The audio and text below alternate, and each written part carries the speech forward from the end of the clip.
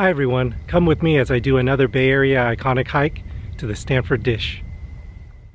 The Stanford Dish Hike is a very popular hike because of its ease of access, friendly 100% paved trail, and its amazing views of the bay side of the peninsula and even the San Francisco skyline and the Bay Bridge in the distance.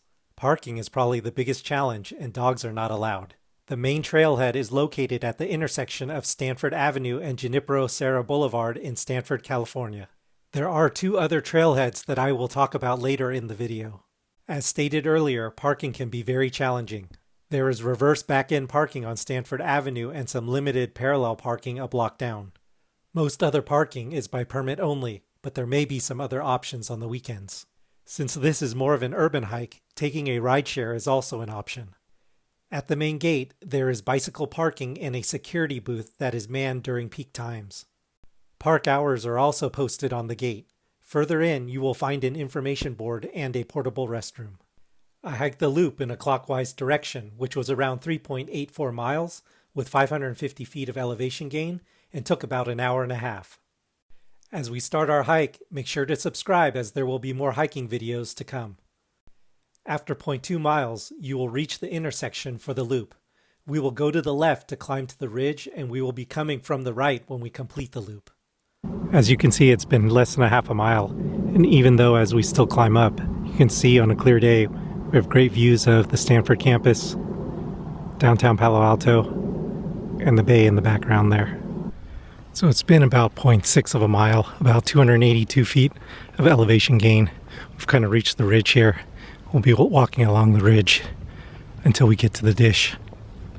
So it's been about a little over a mile. You'll see this small dish here on your left-hand side, but we'll be hiking to the main dish right over there. It's been about 1.3 miles. You can see the dish coming upon us now. You can see that the trail actually will dip and then come back up again. So after about 1.6 miles, we've made it to the dish. So it's been just under 2 miles, and we've been walking along the ridge from the dish over there, and it looks like we're about to make the turn and start to go downhill now to complete the loop.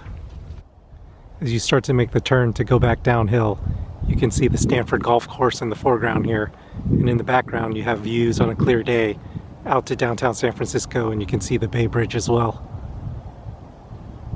As we reach the bottom here, you'll see an intersection where if you go to the left, you'll go towards the Stanford campus. If you go to the right, you'll continue on with the loop. The trailhead on the Stanford University side may be a good alternative on busy weekends, as you can park on campus and there are walking paths to reach the gate. As we start the lower portion of the loop, you will find a water station. Press the button for water. So it's been about 3 miles now. We've just passed that little water station. And you can see that the trail kind of goes up and down. So there does seem to be another gate along Junipero Serra in between the Stanford University entrance and the Stanford Avenue entrance, but this looks to be more of like a maintenance road as there's no parking nearby. So after about 3.5 miles, we're back to the intersection where we've started the loop. We're going to head to the left now, back to the parking area. As we head back down to the parking area, thanks for watching, and make sure to subscribe for future hiking videos.